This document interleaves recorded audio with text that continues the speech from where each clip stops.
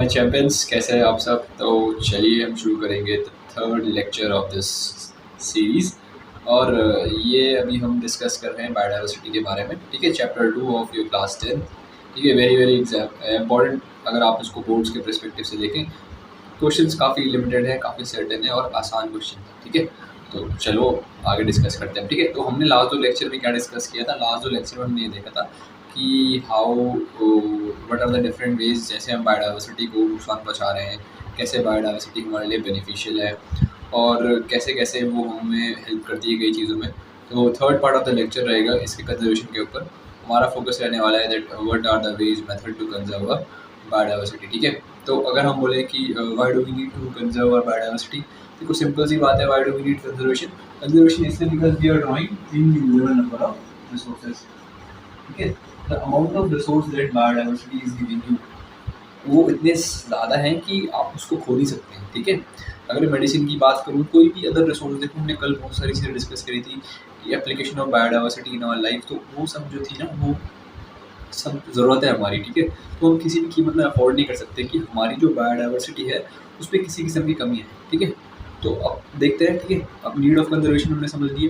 तो सेकेंडली हम देखते हैं कि कौन कौन से तरीके हैं। देखो किसी भी जगह कंजर्वेशन जो होता है ना, कंजर्वेशन वो दो तरीके से होता है। देखो दो या तीन ब्रॉड तरीके हैं। ठीक है, एक तो है कि गवर्नमेंट अप्रोच। एक तो सरकार के पास क्या है, सबसे सबसे पावरफुल कौन है, ड्राइवर कौन है, गवर्नमेंट।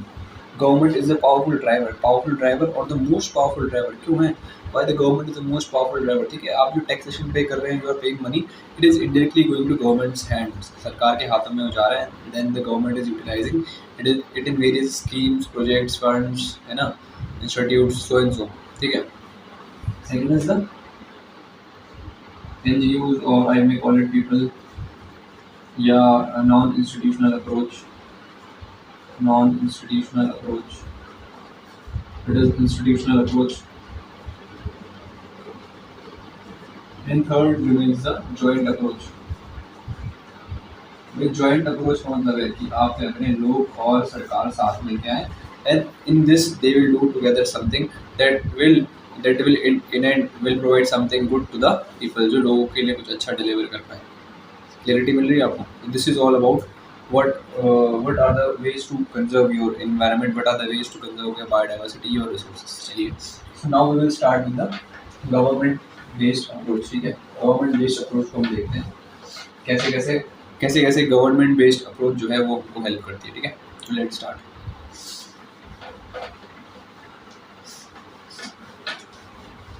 ठीक है, तो देखिए प्राइमरी चीज जो गवर्नमेंट करती है, लॉज एंड लेजिस्लेचर। सेकंड चीज गवर्नमेंट करती है पॉलिसी एंड प्रोग्राम। देखो ये पॉलिसी एंड प्रोग्राम, अब ये दो चीजें जो मैं बोल रहा हूँ ये बड़ी क्लोजली इंटर रिलेटेड है, आपको समझना पड़ेगा।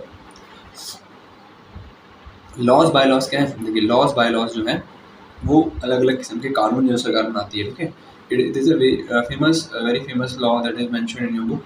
It is called as Wildlife Protection Act 1927। ठीक है, तो बहुत कॉम्प्रिहेंसिव लॉ है, ऐसा नहीं कि आज से। This law is being from the colonial times. ठीक है, कॉलोनियल टाइम से लॉ है और फिर इसको हमने धीरे धीरे चेंज किया। ठीक है, अभी इनिशियली जब ये लॉ आया था ना, तो इसमें सिर्फ प्लांट्स थे, एनिमल्स थे। धीरे धीरे जैसे हमारी डायनेमिक्स बदलने लगे, हमने चीज़ों को खोजना शुरू किया, more and more amount of the animals plants we got to discover, तो हमको पता चला यार फंगाई भी उतना इंपॉर्टेंट है। ठीक है, from fungus also we are getting something. कई ऐसे इंसेक्ट है that are providing you antidotes for various venoms. तो वो चीज़ें क्या है, हमने धीरे धीरे फिर क्या करा, इवन हमने फिर जानवरों को, हमने कीड़ों को, मकोड़ों को, मौत को, फंगाई को भी धीरे धीरे इसमें इंक्लूड करना शुरू किया और इसके लिए हमने धीरे धीरे अमेंडमेंट्स की। ठीक है, this is example of laws in legislature. सरकार कानून बनाती है। ठीक है, आप देखेंगे सरकार और कई कानून बनाती है, जैसे ट्रैफिकिंग के लिए कानून बनाए सरकार ने, पोचिंग के लिए कानून बनाए। तो ये सब करना सरकार का काम है। ठीक है, आप मैं अभी are not bound to make laws, हम लॉज नहीं बना सकते। We are not the law making authority. Law making authority कौन है, पार्लियामेंट या सरकार, उसके पास वो अथॉरिटी है कि वो लॉज बनाए। तो प्राइमरी चीज़ क्या है, लॉज बाय लॉज। दूसरा क्या है, पॉलिसी एंड प्रोग्राम। ठीक है, तो अब सबको पता है कि जैसे हम लोग बात करते हैं रिन्यूएबल एनर्जी की, हम बात करते हैं विकसित भारत 2027 की, हम बात करते हैं हाइड्रोजन मिशन की, तो ये सब पॉलिसीज़ कौन ला रहा है, एक्चुअली गवर्नमेंट इज रिस्पॉन्सिबल ना कि such policies are implemented, they are brought. तो देखो ये जो चीज़ें हैं कि पॉलिसीज़ को लाना, उनको ग्राउंड पे इम्प्लीमेंट करना, लॉन्ग टर्म पॉलिसीज़ बनाना, और उन लॉन्ग टर्म पॉलिसीज़ के अंदर हम प्रोग्राम बनाते हैं, ठीक है। जैसे मैंने कहा कि हम चाहते हैं कि there must be zero gender gap under the sustainable development, there must be zero gender gap, यानी मेल फीमेल की जो ऑक्यूपेशनल या उनकी जो एजुकेशनल लेवल है उसमें कोई गैप ना रहे। तो उसके लिए हम जैसे अलग अलग प्रोग्राम बनाते हैं ना, आपने आपने पढ़ा होगा मे बी, जैसे समग्र शिक्षा अभियान है, ठीक है, मिड डे मील्स हैं, और पीएम पोषण, मिड डे मील्स को हम बोलते हैं पीएम पोषण, ठीक है, या समग्र शिक्षा अभियान है, या हमने देखा होगा कि अटल उत्कृष्ट विद्यालय हैं, या केजीबीजी है, कस्तूरबा गांधी विद्यालय, या रेजिडेंशियल स्कूल का जो हमने कॉन्सेप्ट लगाया है, ये सब छोटे छोटे प्रोग्राम्स हैं। वो बड़ी पॉलिसी क्या है कि zero gender gap in terms of education, education के टर्म्स में ज़ीरो जेंडर गैप हो, ठीक है। तो ऐसे ही कई प्रोग्राम्स हैं। सपोज मैंने एग्जांपल दिया कि there is a programme called as vibrant India, तो उस वाइब्रेंट इंडिया के अंदर क्या है, कई सारे सब छोटे छोटे प्रोग्राम हैं। तो ऐसे करके हम क्या करते हैं, सरकार बनाती है पॉलिसी एंड प्रोग्राम। पॉलिसी एक लॉन्ग टर्म खाका होता है, एक ड्राफ्ट होता है, जिसके अंदर बहुत सारे प्रोग्राम डाले जाते हैं किसी भी पर्टिकुलर ऑब्जेक्टिव को अचीव करने के लिए, ठीक है। तो ये हो गया आपका policy and program, laws and bylaws, ठीक है। थर्ड चीज सरकार क्या कर सकती है, it can create a protected area network, क्योंकि the government has capacity to create a protected area network. Simple terms में अगर बोलूँ, what is a protected area network? A protected area network is nothing like, it is like an area. अब आपने काफ़ी सारी चीज़ें सुनी होंगी, कंजर्वेशन रिजर्व सुने होंगे, वाइल्ड लाइफ सेंचुरीज सुनी होंगी, नेशनल पार्क सुने होंगे, ठीक है, रामसर साइट सुनी होंगी, ठीक है, biosphere reserve very common term. तो ये सब क्या है, these are somewhat a certain area that has been brought under jurisdiction, that is under the protection of the government. Government बार बार वहाँ पे चेक करती रहती है, कंजर्वेशन प्रोग्राम वहाँ पे चलते हैं, ठीक है, वहाँ की बायोडाइवर्सिटी को कंजर्व किया जाता है।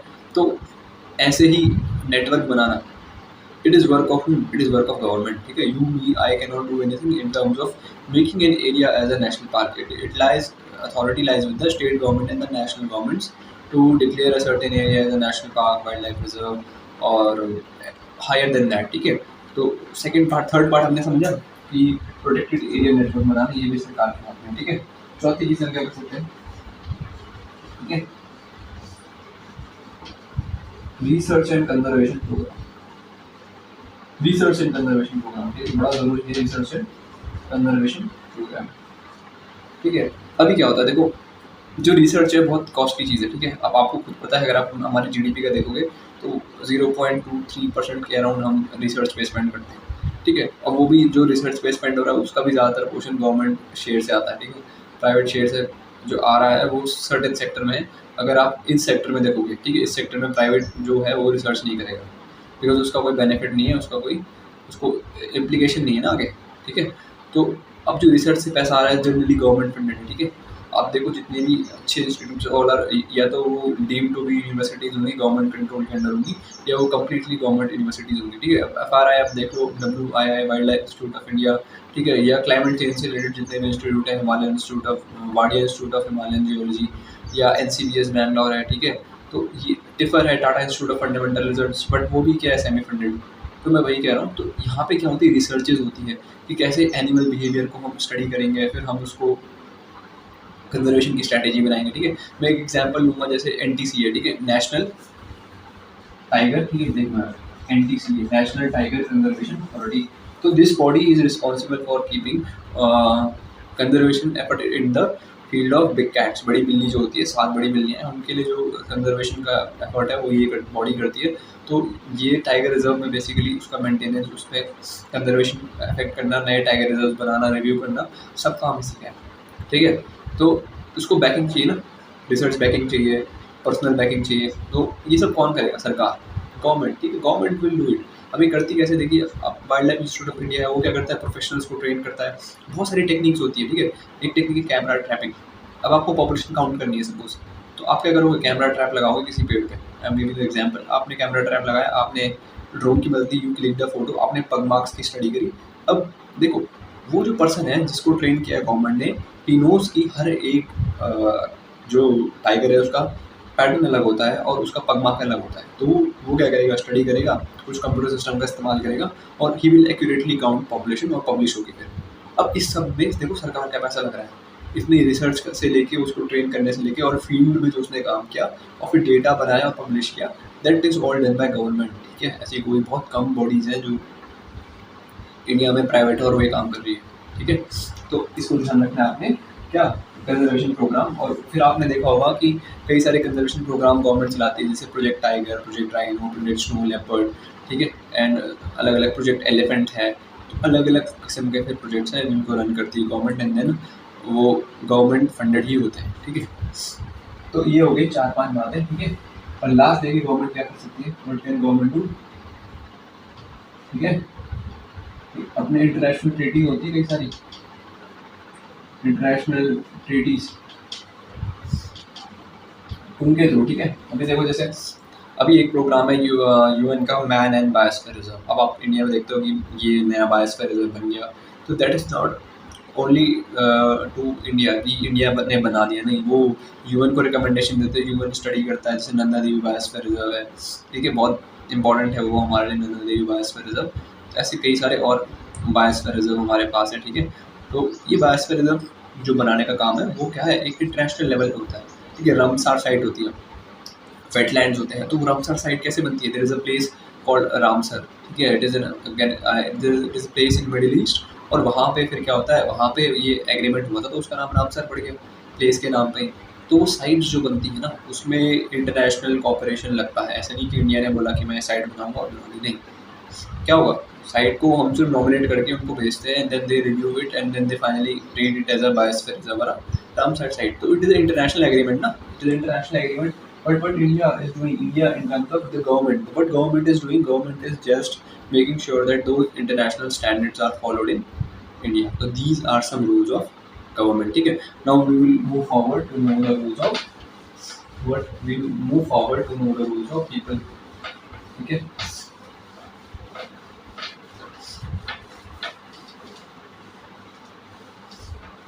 now see the people. The people are catalyst of change. I will tell you one thing. जो लोग जो होते हैं ना, they are catalyst of change. वो catalyst होते हैं किसी change के लिए. If they wish कि they want to change a place, they want to change the working method, they want to change existing culture, वो सब change कर सकते हैं। ठीक है, मैं छोटे से एग्जाम्पल दूंगा, सती क्यों बदली, क्योंकि लोगों ने चाहा, कि कई लोगों ने चाहा कि वो बदले, से सती आज बंद है। अगर लोग होते तो उनका मन होता, like they were in the favour, तो no power can stop it. Remember, if people wish the change, they will make sure that it happens. It's just the wish of people. तो सिमिलर आर द मूवमेंट्स। ठीक है, तो suppose movement है, तो उसमें movement के लिए successful होने या अनसक्सेसफुल होने की बात नहीं हो रही है। आप मूवमेंट पढ़ेंगे तो these are generally the movements, these are the voices of people do कुछ positive changes लाए, and they have given some messages to the people around them कि people's will can change many things। ठीक है, अभी देखिए इसमें जो सबसे पहला आपने सबसे आसान है, ठीक है, सबसे आसान में आपको चिपको मूवमेंट है, चिपको। ठीक है, चिपको मूवमेंट है। तो चिपको मूवमेंट क्या था, it was a movement that was held in a place called as Uttarakhand. ठीक है, उत्तराखंड में एक जगह है, रैणी एक गांव है, चमोली डिस्ट्रिक्ट है, वहाँ पे कुछ वुमेन ने क्या किया, एक ट्री को, एक नहीं मतलब मल्टीपल वुमेन गए, उन्होंने एक ट्री को हक कर लिया और बोला कि you will have to cut us before you cut down the trees. And वहाँ का जो ठेकेदार था, कॉन्ट्रैक्टर बोल लो, तो उसको बाद में बैक करना पड़ा, पीछे हटना पड़ा। ठीक है, तो it was a successful example of a community government, community action और action by people. Second, Sariska tiger reserve. ठीक है, now this Sariska tiger reserve वाली जो बात है, ये वेरी फेमस है, स्टिल इन लाइमलाइट। अब आप पहले देखिए सरिस्का टाइगर रिजर्व है कहाँ। This Sariska tiger reserve lies to the close to the foothill of Shivaliks. ठीक है, शिवालिक्स में भी अरावली। ठीक है, नॉट शिवालिक्स, अरावली की जो फुटेल है उसके एकदम तलहटी पे पार्क है, और इसमें कुछ इलीगल माइनिंग हो रही थी। ठीक है, अब अगर जो लोग बच्चे न्यूज़ देखते होंगे तो नो कि अरावली वाला इशू कितना चल रहा था अभी। ठीक है, तो उसमें सरकार ने या सुप्रीम कोर्ट ने वर्डिक्ट दिया है कि 100 मीटर से कोई भी कम की जो रेंज है उसको हम अरावली का पार्ट कंसिडर नहीं करेंगे। तो ऐसे ही कुछ उस टाइम भी हो रहा था, और वहाँ पे कुछ इलीगल माइनिंग चल रही थी, स्टोन क्रशिंग चल रही थी। वहाँ के लोगों ने क्या करा, उसका विरोध किया, and then they were able to establish a stop over mining activities. ठीक है, एक और चीज़ देखेंगे आप, there is also an society there, वो नई सोसाइटी बनाई है वहाँ पर उन्होंने, और एक बड़ा बहुत ही लाइक मैग्निफिसेंट पार्क बनाया, उसकी प्राइवेट ओनरशिप है। ठीक है, वो वहीं के लोगों ने मिलजुल के बनाए, आरावली में ही बनाया उन्होंने। ठीक है, तो ये सब देखो सक्सेसफुल एग्जाम्पल है।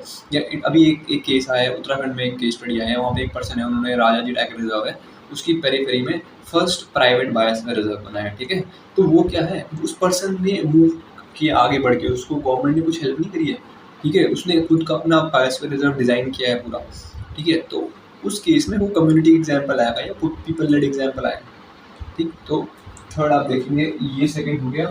थर्ड आप देखेंगे, ठीक है, अलवर में, ठीक है, अलवर में एक भैरवदेव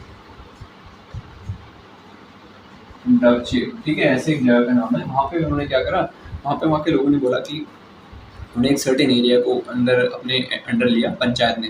ठीक है, एक कॉन्सेप्ट होता है वन पंचायत। तो पंचायत ने क्या करा, उस सर्टेन एरिया को अपने अंडर में लिया, एंड देन उसके बाद क्या बोला कि देखिए आप क्या करेंगे कि आप उस एरिया में किसी भी किस्म की आप हंटिंग एक्टिविटी नहीं करेंगे, पेड़ नहीं काटेंगे, और कोई भी अगर ये करता पाया जाता है तो उस पर क्या होगा, अपने स्तर पे वन पंचायत फिर कार्रवाई करेगी। उससे क्या होता था, देखो उससे होता ये था कि जब तक वन पंचायत थी तो वन पंचायत में लोकल लोग है सपोज, तो आपने एक बहुत कॉमन टर्म सुना होगा, जल जंगल जमीन। ठीक है, ये जो जल जंगल जमीन है ना, this is very much big cause of देश में जो आज की डेट में माओइज्म फैला था। माओइज्म समझते हैं, नक्सलिज्म था, उसका जो बेड रॉक था ये जल जंगल जमीन था। तो इसी को बचाने के लिए वन पंचायत थी, तो उन्होंने क्या किया, एक अपनी पंचायत बनाई, एंड देन उन्होंने क्या करा, उस पर्टिकुलर एरिया को अंडर जुरिस्डिक्शन ऑफ पीपल ले लिया कि यहाँ पे अगर कोई भी किसी भी किस्म की इलीगल एक्टिविटी करता है, पोचिंग करता है, पेड़ गिराता है, ठीक है, एनी एक्टिविटी ही, और वो पकड़ा जाता है तो he will have to face certain repercussion, और वन पंचायत उस पर उसके हिसाब से कार्रवाई करेगी। तो ये चीज़ें हैं। ठीक है, तो थर्ड एग्जांपल आप ले सकते हो अलवर का। ठीक है, इसमें 1200 हेक्टेयर का एक एरिया था, उसको क्या करा था, लोगों ने अपने अंडर लेके उसको प्रोटेक्टेड घोषित कर दिया था। ठीक है, तो this is also example of people only, government has no role to play in it. ठीक, और चौथे में आइए, ठीक है, चौथे में आप आइए। ठीक है, नेक्स्ट आप देखिए यहाँ पे नवधान्य है, नवधान्य एंड बीज बचाओ, बीज बचाओ। तो नवधान्य और बीज बचाओ क्या है, नवधान्य और बीज बचाओ अलग अलग है, बट इनका बेसिक मोटिव क्या था, देखो एक तो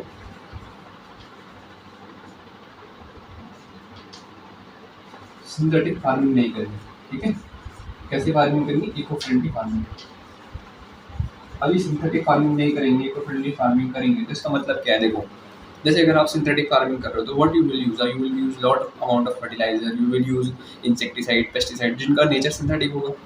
सपोज कोई इकोलॉजिकल फार्मिंग कर रहा है तो क्या करेगा, ही विल रिप्लेस फर्टिलाइजर्स को किससे रिप्लेस कर देगा, जीवामृत से, बीजामृत। अब जीवामृत बीजामृत क्या है, कुछ नहीं होता, हम गुड़ को, गोबर को, पानी को लेके फर्मेंट करते हैं और फिर उसको खेत में छोड़ देते हैं, या हम क्या डालते हैं, फार्म यार्ड मैन्योर डालते हैं बहुत सारा फर्टिलाइजर डालने के बजाय। ठीक है, अब इंसेक्टिसाइड की जगह हम क्या यूज़ करते हैं, नीम की पत्तियाँ। ठीक है, एक और पौधा होता है उसमें क्राइसेंथेमम होता है, क्राइसेंथेमम को भिगा करके उसका ना ऑयल आता है, उसको यूज़ करते हैं हम। तो अलग अलग हम प्लांट बेस्ड हम चीज़ें यूज़ करते हैं, ट्रैपिंग यूज़ करते हैं, ट्रैप लगाते हैं ताकि कीड़ों को मारा जाए। उनको क्या करते हैं, इंसेक्टिसाइड से नहीं मारते हैं। ठीक है, इकोलॉजिकली सेफ तरीका यूज़ करते हैं, बायो कंट्रोल एजेंट यूज़ करते हैं, जैसे कोई कीड़ा छोड़ दिया जो उसको खा जाए, समझ रहे हो मेरी बात। बायोलॉजिकली लाइव चीज़ों का इस्तेमाल करते हैं ताकि सिंथेटिक चीज़ों का इस्तेमाल कम से कम हो। इसको हम बोलते हैं इकोलॉजी, इको फ्रेंडली फार्मिंग, जिसको आप ऑर्गेनिक फार्मिंग कह लो एक बार के लिए, और सिंथेटिक फार्मिंग नहीं करें, ये इनका गोल था। साथ में एक और गोल था क्या, पॉपुलराइजिंग इंडिजिनस वैरायटी। ये बोल रहे थे कि यार हमको क्या करना चाहिए, इंडिजिनस वैरायटी इस्तेमाल करनी चाहिए, ना कि हमको हाइब्रिड वैरायटी या फॉरेन वैरायटी इस्तेमाल करनी चाहिए। अब वो क्यों कह रहे थे समझना आपने, इसलिए कह रहे थे ना वो ऐसा, क्योंकि देखो इंडिजिनस वैरायटी जो होती है वो बेटर सूटेड होती है। अब आप देखना, आप कभी गांव में देखना, लोग सिर्फ बीज डाल के और चले जाते हैं, वो ज़्यादा उसमें छेड़ते नहीं है। स्टिल जो प्रोडक्शन आता है वो ठीक ठीक होता है, ये नहीं कहूँगा बहुत ज़्यादा ओके ओके होता है, बट मेरी बात समझ, एक हाइब्रिड है ना, अगर आप उसकी केयर नहीं करोगे ना, प्रॉपरली उसको देखोगे नहीं, तो वो आधे का भी उसका आधा भी नहीं देगा वो। क्यों? क्योंकि वो वहाँ की कंडीशंस फैमिलियर नहीं है। जैसे ही क्लाइमेट चेंज होगा, बारिश धूप वेरिएशन बहुत आएगा, तो कुछ ना कुछ प्रॉब्लम हो जाएगी, पत्तियाँ गल जाएंगी, कीड़े लग जाएंगे उसको, ठीक है, रूट रॉट हो जाएगा, वो 100 बीमारियाँ उसको हो जाएंगी। क्यों? वो फेमिलियर ही नहीं है उस कंडीशन से। बट जो लोकल वैरायटी वो उस क्लाइमेट चेंज के लिए सूटेड है, स्पेशली इन हिली एरियाज जहाँ पे क्लाइमेट बहुत बदलता है, फट से 2 सेकंड में क्लाइमेट बदल जाता है। अभी ऐसा लग रहा है धूप है, फिर अचानक उसमें बारिश आ जाएगी, फिर अचानक कुछ दिन तक बादल बादल छाए रहेंगे, तो उस केसेस में कहीं बारिश ही नहीं होती बहुत टाइम तक, कभी बहुत बारिश होती है, ठीक है। ऐसे कंडीशंस के लिए the native variety are more suited. तो वही उन्होंने कहा था क्या, popularization of the indigenous varieties, ठीक है। तो this was aim of these both Navdanya and Beej Bachao, ठीक है। तो हमने देखो टोटल कितने we have read all together 6 movement. इसके अलावा देखिए कुछ और फेमस मूवमेंट है जो आपकी बुक में नहीं है। और अब मेरी बात ध्यान समझना इस बात को, you are not bound by book, ठीक है। अगर आप सही चीज़ लिखते हैं तो बोर्ड में आपको नंबर मिलते हैं, ठीक है। मैं एग्जाम्पल दूंगा, सपोज आपने लिखा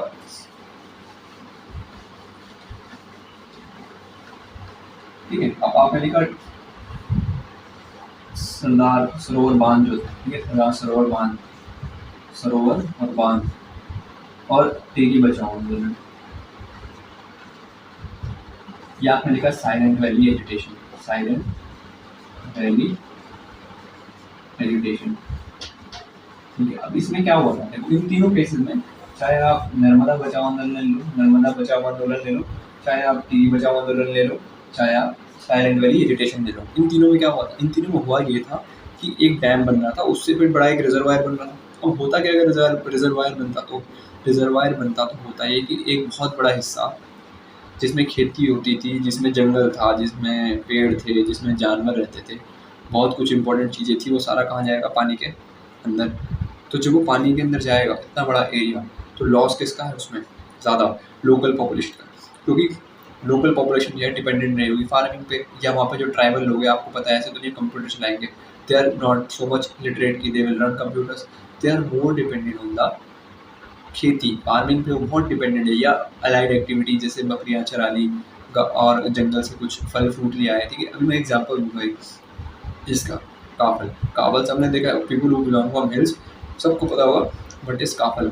सो ये अलग अलग बेरीज आप देखेंगे, जब आप आजकल जो टूरिस्ट आते हैं पहाड़ों में, देख के बच्चे लेके या लोग लेके बैठे होते हैं और वो बेच रहे होते हैं रोड्स पे। तो अब देखिए जो आदमी बेच रहा है उसका जो जो लाइवलीहुड थी वो डिपेंडेंट है जंगल में, वहाँ से तोड़ के लाया होगा फिर आपको बेच रहा होगा।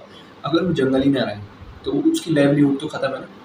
तो ये चीज़ हमें समझनी है कि ये जो डैम्स बनते हैं बड़े बड़े, इनसे बहुत नुकसान होता है। तो देखो ये तीन आपका जो वो है, ठीक है, आपके जो तीनों आपके जो एजुटेशन है, नर्मदा बचाओ आंदोलन, टीबी बचाओ आंदोलन और साइलेंट वैली एजुटेशन, ये काय के लिए थे, अपनी बायोडाइवर्सिटी को बचाने के लिए, अपनी ज़मीन को बचाने के लिए, ठीक है। तो ये तीनों भी आप लिख सकते हो, दो वो बुक में नहीं है, एक है बस बुक में, ये वाला दो नहीं है, बट आपको नंबर मिलेंगे, ठीक है। तो ये चीज़ें हैं, ठीक है। नेक्स्ट हमने देख लिया है कि how do people do their work. अब अगली चीज़ क्या देखेंगे,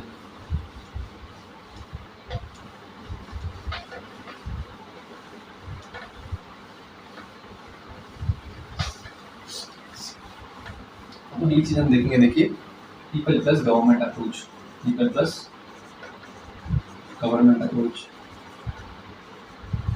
यार पीपल और गवर्नमेंट अप्रोच जो है, इसमें जो आपकी मोस्ट इंपॉर्टेंट मेंशन है, इसमें बार बार क्वेश्चन बनते हैं स्पेशली एमसीक्यूज के लिए, उसको आपको ज़रूर देखना है, ठीक है।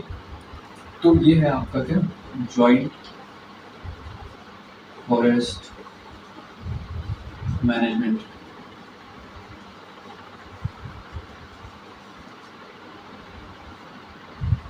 ठीक है, जॉइंट फॉरेस्ट मैनेजमेंट, ठीक है। तो जॉइंट फॉरेस्ट मैनेजमेंट क्या है, नाम से ये joint, what is this joint forest management. इसमें क्या करते हैं, सरकार स्टेक होल्डर का इस्तेमाल करती है, कौन, जो लोकल पॉपुलेशन है, और उनका यूज़ करके किसी भी जंगल को रेजुविनेट करती है, या कोई ज़मीन अगर ख़राब है, डिग्रेडेड है, ठीक है, it is of no use, उसको वापस से क्या करती है, जिंदा करती है, रिवाइटलाइज करती है, उसमें जंगल उगाती है, ठीक है, सोशल फॉरेस्ट्री के थ्रू, अलग अलग मेथड्स के थ्रू। अब इसमें क्या होता है, देखो इसमें लोग होते हैं, पीपल होते हैं, पीपल को कुछ बेनिफिट मिलते हैं। पीपल को बेनिफिट क्या मिलते हैं, देखो एक टर्म होता है माइनर फॉरेस्ट प्रोड्यूस, एक तो उनको इसका राइट मिलता है माइनर फॉरेस्ट प्रोड्यूस। अब माइनर फॉरेस्ट प्रोड्यूस क्या है, माइनर फॉरेस्ट प्रोड्यूस में क्या आ जाएगी, बेरीज, पत्ते। देखो मैं आपको एग्जांपल दूंगा, सपोज एक मशरूम उग रहा है जंगल में, ठीक है, वो कॉमन मशरूम है और वो खाने में इस्तेमाल होता है।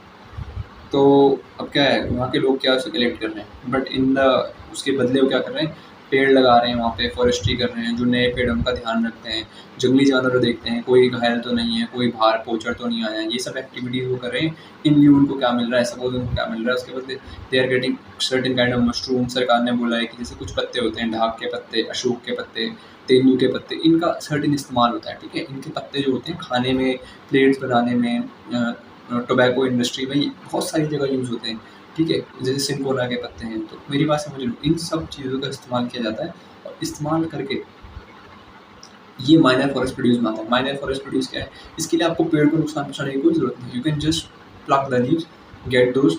सपोज किसी चीज़ की छाल है, किसी पेड़ की छाल है, you are taking the bark, आप बार्क निकाल रहे हो, तो पेड़ का थोड़ा ना कर, बार्क तो ऑलरेडी एक डेड पोर्शन है, तो आपने बार्क निकाली एंड बार्क निकाल के आपने बेच दी मार्केट में, ठीक है। तो मैं वही कह रहा हूँ, ऐसा क्या होता है, अगर आप सस्टेनेबली ये सब कर रहे हो तो आपको क्या देती है सरकार, इसकी परमिशन देती है, ठीक है। सरकार gives you permission that you can take that. किसके लिए होती है परमिशन, लोकल पीपल के लिए, वहाँ के ट्राइबल पीपल के लिए, या वहाँ के आसपास रहने वाले पीपल के लिए। This is called minor forest produce. दूसरी चीज़ उनमें क्या, दूसरा क्या राइट देती है उनको, टिम्बर राइट्स। मेरी बात समझना, माइनर फॉरेस्ट प्रोड्यूस को हम क्या कहते हैं, नॉन टिम्बर यूज। एक और चीज़ है ना, non timber use. Non timber use में क्या आएगा, minor forest produce. Non timber, timber मतलब लकड़ी, नॉन टिम्बर क्या हो गया, माइनर फॉरेस्ट प्रोड्यूस।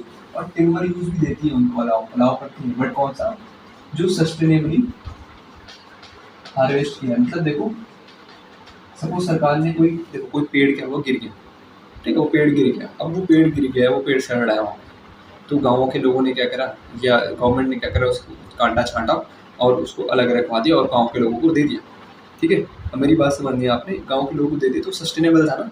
अगर पेड़ वहाँ गिरा रहता, वेस्ट होता, तो इससे अच्छा सरकार ने क्या करा कि लोगों की कुकिंग फ्यूल की नीड्स को पूरा करने के लिए उसको लोगों को दे दिया। Understanding, this is sustainable timber use. Sustainable timber का इस्तेमाल किया, ये नहीं किया कि खड़े पेड़ को काट के उसको गिरा दिया, देन उससे टिम्बर लिया, वो दैट इज अनसस्टेनेबल यूज, ठीक है। तो this is what joint forest management. दोबारा आप इसको समराइज करता हूँ मैं, जॉइंट फॉरेस्ट मैनेजमेंट 1988 में उड़ीसा स्टेट में हुआ था। और जब वो हुआ था तो जॉइंट फॉरेस्ट मैनेजमेंट का रोल क्या था कि जो लोग होंगे वो एक्टिवली पार्टिसिपेट करेंगे, ताकि जो गवर्नमेंट है उसको हेल्प की जाए अलग अलग तरीके से, और उसके बदले उन्हें क्या मिलेगा, उन्हें ये मिलेगा कि सरकार माइनर फॉरेस्ट प्रोड्यूस का और सस्टेनेबली हार्वेस्टेड टिम्बर का इस्तेमाल उनको करने देगी। और ऑपरेशन कहाँ पे होता था, काम कहाँ पे होता था, सपोज कोई एरिया है तो डिग्रेड हो गया, लैंड है कोई ख़राब हो गया है, उसके ऊपर होता था, या ऑलरेडी एग्जिस्टिंग जो लैंड है उसको ठीक करना है, ठीक है, मतलब वो डिग्रेडेड है, कम्प्लीटली डिग्रेडेड नहीं है, एक नया फॉरेस्ट को रेजुविनेट करना है, बनाना है, कहीं की इकोलॉजी को ठीक करना है, उसमें भी हम लोकल पॉपुलेशन का इस्तेमाल ले सकते हैं।